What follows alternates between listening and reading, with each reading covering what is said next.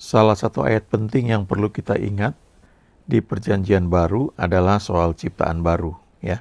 2 Korintus 5 ayat 17. Jadi siapa yang ada di dalam Kristus, ia adalah ciptaan baru. Yang lama sudah berlalu, sesungguhnya yang baru sudah datang. Pada waktu kita menerima Tuhan Yesus sebagai Tuhan dan Juru Selamat kita, maka kita menjadi ciptaan baru. Dan di Yohanes 1 ayat 12 juga dikatakan bahwa kita diberi otoritas atau diberi hak menjadi anak-anak Allah. Dan Roh Kudus masuk ke hati kita, ya, dan mengajari kita untuk memanggil, ya, berseru kepada Tuhan, ya Aba, ya Bapa. Ya, karena kita menjadi anak-anak Allah. Nah, surat 2 Korintus 5 ayat 17 ini yang mengatakan bahwa siapa yang ada di dalam Kristus, ia adalah ciptaan baru. Yang lama sudah berlalu, yang baru sudah datang. Frasa dalam Kristus adalah istilah yang digunakan lebih dari 300 kali dalam Perjanjian Baru. Dan selalu mengacu pada hubungan kesatuan yang sangat penting dengan Allah. Dan hubungan ini, ya, ini merupakan hal yang sangat penting. Karena kekristenan itu bukan sebuah agama, tetapi soal hubungan, ya, hubungan dengan Allah, ya, dengan Bapa di dalam Kristus Yesus. Nah, kita perlu ingat di 1 Tesalonika 5 ayat 23 dikatakan bahwa kita ini terdiri dari roh, jiwa, dan tubuh, ya. Jadi kita ini adalah makhluk roh. Kita tinggal dalam tubuh kita, dan kita memiliki jiwa yang menunjukkan kepribadian kita. You are a spirit, ya. Anda adalah roh, ya, makhluk roh. You live in a body. Anda tinggal di dalam tubuh yang bisa kita lihat dalam cermin, ya.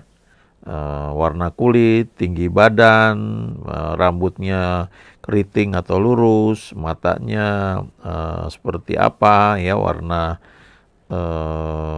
biru, ya, atau seperti yang lain, ya, yang di Indonesia gitu. Jadi itu tubuh, ya. You have a soul. Anda punya kepribadian. Di sini ada pikiran, ada emosi, dan ada kehendak. Jadi manusia ini terdiri dari 3 unsur, roh, jiwa, dan tubuh.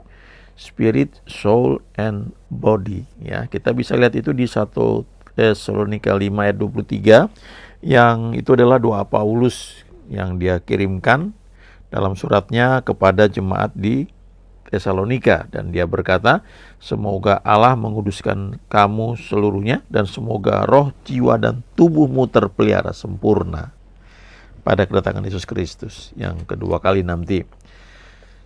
Yang disebut menjadi ciptaan baru itu adalah roh kita, ya. Roh kita yang menjadi ciptaan baru waktu kita terima Tuhan Yesus di 2 Korintus 5 ayat 17. Roh kita itu berhubungan dengan dunia roh, kita menyembah Allah itu dalam roh, ya, dan kebenaran. Sementara tubuh kita berhubungan dunia fisik. Lalu jiwa kita, di situ ada mind, ada pikiran, ada emotions, ya, emosi, dan ada will, ada kehendak. Ada seorang hamba Tuhan yang juga seorang doktor, ya, dalam bidang psikologi. Dia bilang bahwa manusia itu lebih cenderung kepada makhluk emosi, ya, dibanding makhluk logiknya. Jadi artinya manusia itu lebih banyak menggunakan emosinya dalam mengambil keputusan dibandingkan menggunakan pikirannya, logikanya. Biasanya pikirannya itu akan mulai mencari cara untuk membenarkan apa yang telah diputuskan. Tapi keputusannya itu lebih kepada pengaruh dari emosi, ya. Nah, emosi sendiri itu satu sistem yang diatur oleh cara berpikir kita, ya. Jadi kalau cara berpikir kita diubah, emosi kita akan berubah, lalu cara kita mengambil keputusan pun akan berubah.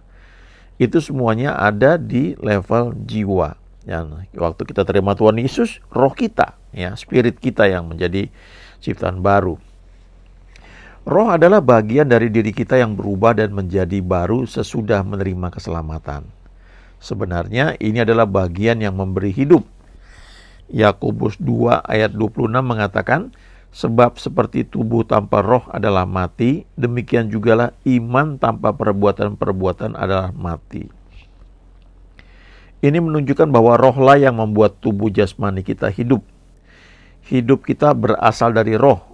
Dalam Kejadian 2, ketika Allah menciptakan Adam dan Hawa, tubuh Adam sudah selesai dibuat, tetapi kemudian Allah mengembuskan nafas hidup ke dalamnya. Kata nafas dalam Perjanjian Lama berbahasa Ibrani persis sama dengan kata yang kita gunakan untuk napas, dan diterjemahkan sebagai roh pada bagian-bagian yang lain dalam Alkitab. Allah menciptakan tubuh jasmani dan jiwa Adam, tetapi kemudian ia menghembuskan nafas hidup ke dalamnya, dan Adam menjadi jiwa yang hidup. Roh adalah bagian dari diri kita yang memberi kehidupan. Memang kalau kita baca di kitab Kejadian ya, waktu Tuhan membentuk manusia itu dari debu tanah, lalu dia menghembuskan nafas hidup ke dalam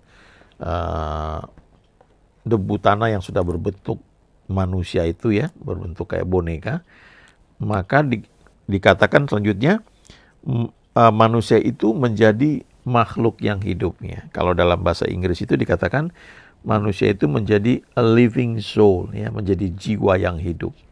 Nah, dalam jiwa itu adalah kepribadian kita. Waktu kita terima Tuhan Yesus, roh kita menjadi ciptaan baru. Kita berubah, ya, berubah total. Roh kita itu menjadi hidup di hadapan Tuhan, dan roh kita itu membuat kita bisa menyembah Tuhan.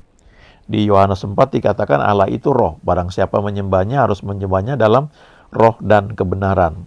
Ya, kebenaran itu firman Tuhan, ya, patokannya. Tetapi yang bisa menyembah itu adalah roh kita. Ya. Lalu ketika roh kita ini menyembah Tuhan, maka akan menggunakan juga sisi jiwa kita. Ya, ada pikiran, ada kehendak, ada emosi.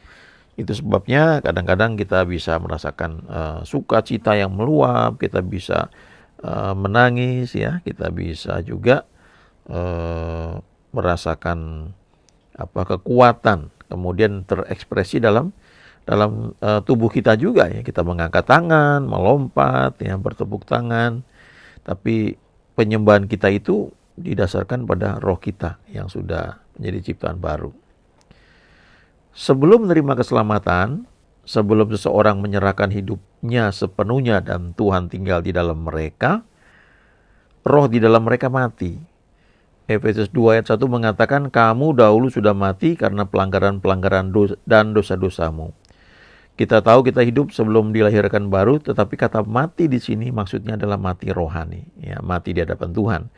Dalam Alkitab kematian tidak berarti lenyap atau tidak ada lagi, seperti anggapan banyak orang saat ini. Secara harfiah, mati berarti pemisahan. Ketika seseorang mati jasmani, ia bukan tidak ada lagi. Alkitab mengajarkan bahwa ia langsung ke hadirat Allah atau ke neraka. Ya. Kita bisa baca itu dalam kisah mengenai orang kaya dan Lazarus yang miskin. Jiwa dan roh terus hidup, tetapi ada pemisahan dari tubuh jasmani yang mati dan membusuk. Jadi, walaupun banyak orang yang secara fisik itu hidup, ya, tetapi menurut Efesus 2 ayat 1 dikatakan mereka ini mati, ya, terpisah dari Tuhan karena pelanggaran-pelanggaran dan dosa-dosa yang memang diwariskan, ya, dari zaman Adam. Nature untuk berbuat dosa itu memang sudah ada waktu seorang itu lahir ke dunia. Tetapi ketika orang tersebut mengenal Yesus, dia berubah menjadi ciptaan baru, maka mulai dari dalam dirinya itu, dari rohnya yang sudah lahir baru itu, ada kerinduan untuk berbuat baik, untuk mewujudkan rencana Tuhan. Di surat Yohanes dikatakan roh yang lahir dari Allah ini tidak bisa berbuat dosa, ya. Jadi itu ketika seorang lahir baru, ya, terima Tuhan Yesus. Ketika seseorang datang kepada Tuhan, ia menerima roh yang baru dan dilahirkan kembali. Sebagaimana istilah yang digunakan Yesus dalam Yohanes 3 ayat 5. Seperti manusia dilahirkan kembali, ia menerima roh Kristus. Galatia 4 ayat 6 mengatakan, dan karena kamu adalah anak, maka Allah telah menyuruh roh anaknya ke dalam hati kita yang berseru, ya Aba, ya Bapa. Ini juga ditulis di kitab Roma, bahwa Roh Kudus itu yang mengajar kita untuk berseru, ya Aba, ya Bapa. Secara harfiah, Allah menempatkan rohnya di dalam kita, dan sekarang kita mempunyai kehidupan yang berkualitas, identitas yang baru, dan pribadi yang sama sekali baru di dalam roh kita. Nah, kesadaran akan identitas yang baru ini yang harus semakin kuat, ya, dalam kehidupan kita. Kalau bahasa Inggrisnya itu, dulu saya orang berdosa, I was a sinner, now I am a righteous man, ya. Sekarang aku ini adalah orang yang benar di hadapan Tuhan, ya, menjadi ciptaan baru. Secara legal kita itu orang yang dikuduskan, ya, dibenarkan di dalam Tuhan Yesus. Bukan berarti nggak pernah berbuat dosa, ya, tetapi karena dibenarkan, ya, statusnya itu dibenarkan, dan statusnya itu menjadi anak-anak Allah, ya. Dan Roh Kudus ini yang mengajari kita untuk berseru, ya Aba, ya Bapa. Dan ini bagian yang sangat luar biasa kalau kita renungkan, ya, bagaimana kita memanggil ya Aba, ya Bapa. Di 1 Korintus 6 ayat 11 dikatakan, kamu telah memberi dirimu disucikan. Kamu telah dikuduskan, ya. Kamu telah dibenarkan dalam Tuhan Yesus Kristus. Ini surat yang Paulus tulis kepada jemaat di Korintus. Dan di surat ini juga Paulus menegur orang-orang Korintus yang kelihatannya hidupnya tuh, ya, masih belum sempurna, ya. Ada perselisihan dan ada banyak kekacauan, ya. Tetapi di awal suratnya dia menulis kepada orang-orang kudus yang ada di Korintus, ya. Orang-orang yang dikuduskan, yang dipisahkan, ya. Yang dibenarkan di dalam nama Tuhan Yesus Kristus.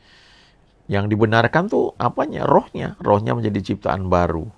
Dan itu yang membuat kita bisa menyembah Tuhan, memanggil Aba, ya Bapa, ya.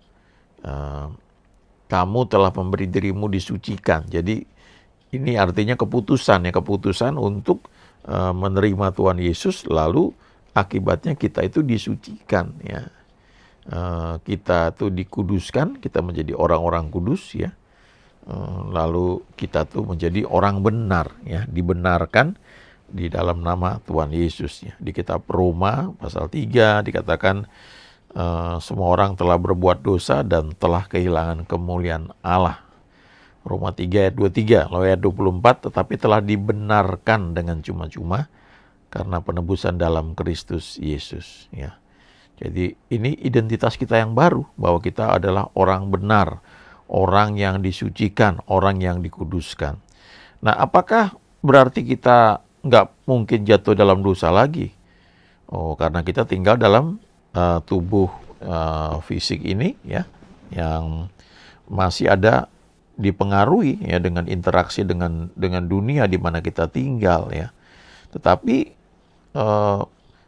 kejatuhan kita, ya, kesalahan yang mungkin terjadi itu tidak membuat kita langsung hilang, ya, karena dikatakan di Mazmur 37 Daud pun sudah menulis, ya, dikatakan bahwa Tuhan menetapkan langkah-langkah orang yang hidupnya berkenan kepada Allah, ya, kepada Tuhan, ya. Apabila ia jatuh, ya, jadi artinya masih bisa jatuh tuh, walaupun hidupnya sudah berkenan, langkah-langkahnya dituntun oleh Tuhan, ya. Apabila ia jatuh, tidaklah dibiarkan sampai tergeletak, sebab Tuhan menopang tangannya, ya. Ada tangan Tuhan yang menopang kita, lalu kita bangkit lagi ya. Tapi status kita adalah orang benar, ya itu yang perlu kita ingat ya. Jadi pada dasarnya kehidupan Kristen adalah mempelajari dalam jiwa atau mental kita ya, apa yang terjadi dalam roh kita ya. Sebenarnya sepertiga dari keselamatan kita ini sudah terjadi waktu kita terima Yesus sebagai Tuhan kita ya. Roh kita tuh diubah sepenuhnya. Roh inilah yang akan kita miliki hingga kekekalan nanti ya. Roh ini yang sudah lahir baru ini memiliki kasih, ya, sukacita, damai sejahtera yang melampaui segala akal ya, dan penuh hadirat Allah ya. Tidak ada kekurangan dalam roh kita ini. Tapi ya kita harus mengerti hal ini ya. Kita harus belajar firman Allah ya. Karena itu menjadi hal yang sangat penting. Kita perlu tahu ini kata firman tuh kita tuh bagaimana ya. Kita adalah ciptaan baru, lalu kita pegang, kita akui itu identitas kita ya. Sama kalau misalnya kalau kita ada orang yang tinggal di luar negeri ya. Ada yang karena ditugaskan oleh kantor tinggal di Amerika misalnya, lalu supaya nggak repot diurus green card ya, bisa tinggal sebagai penduduk lokal walaupun warga negaranya tetap warga negara Indonesia ya, tapi sudah bisa menikmati banyak keuntungan ya yang ada di sana yang disediakan bagi penduduk lokal. Nah tentunya perlu belajar ya hukum-hukum yang ada di sana, apa hak kewajiban supaya bisa hidup menikmati yang memang disediakan di sana. Lalu ketika misalnya ada orang-orang yang memutuskan untuk menjadi warga negara ya di sana, ya dilepaskan warga negara yang lama, ya harus terus belajar apa saja yang harus diketahui dan diterapkan, dilakukan supaya bisa menerima apa yang memang menjadi hak warga negara ya di tempat tersebut ya. Kita ini menjadi ciptaan baru secara sepenuhnya ya, roh kita. Tapi kalau kita nggak sadar akan hal itu, kita nggak berubah. Kita masih berpikir kita ini nggak layak ya. Setiap datang dalam doa kita merasa kita orang berdosa, minta ampun lagi atas dosa-dosa yang sudah kita akui mungkin tahun lalu ya, mungkin sekian tahun yang lalu kita hidup dalam penuduhan. Nah karena kita nggak belajar firman, kita nggak mempercayai apa kata firman bahwa identitas kita sekarang adalah ciptaan baru ya, kita anak-anak Allah, kita di bagian lain dikatakan itu menjadi biji mata Allah. Kita bangsa pilihan, imamat rajani ya. Kemenangan dalam kehidupan Kristen itu datang bila kita dapat melihat ke dalam firman Allah yang adalah roh dan hidup. Tentang siapa diri kita sebenarnya. Melihat apa yang sudah Allah lakukan dan mulai mempercayainya ya. Itu sebabnya di Yohanes 8 ayat 32 itu dikatakan bahwa Yesus ini berkata kepada orang-orang Yahudi yang percaya kepadanya ya. Jadi dia ngomong pada orang yang percaya. Lalu dikatakan bahwa jika kamu tetap dalam firman-Ku, artinya kamu pegang firman-Ku, kamu pelajari, kamu akui, kamu renungkan, itu menjadi bagian hidup kamu, maka kamu akan menjadi murid-Ku ya. Ada murid itu disciple ya, ada kata disiplin. Dan kamu akan mengetahui kebenaran. Kebenaran itu yang membuat kamu akan merdeka. Kamu menerima apa yang sudah Tuhan janjikan. Ada janji kesembuhan, ada janji berkat, kelimpahan. Yang sudah dilakukan itu 2000 tahun yang lalu di kayu salib. Sehingga kita akan menyadari bahwa Tuhan kita memang Tuhan yang baik ya. Allah itu adalah kasih. God is love. Itu nature-nya dia ya. Bahwa dia adalah kasih. Dan dia mau mewujudkan kasihnya itu dalam kehidupan kita ya. Apa yang paling baik, paling cocok, paling pas buat hidup kita. Ada hamba Tuhan yang mengatakan bahwa ketika kita mulai percaya pada Tuhan Yesus, kita perlu percaya ada dua hal. Yang pertama kita perlu percaya bahwa dia sangat mengasihi kita ya. Karena firman Tuhan berkata God is love. Yang kedua kita perlu juga percaya bahwa dia punya hikmat yang sangat luar biasa untuk mewujudkan kasihnya itu dalam kehidupan kita. Sehingga dalam segala hal kita bisa bersuka cita, bersyukur karena menyadari identitas kita sebagai anak-anak Allah. Dia adalah Bapa kita dan Allah, God is love ya. Allah adalah kasih. Haleluya, amin.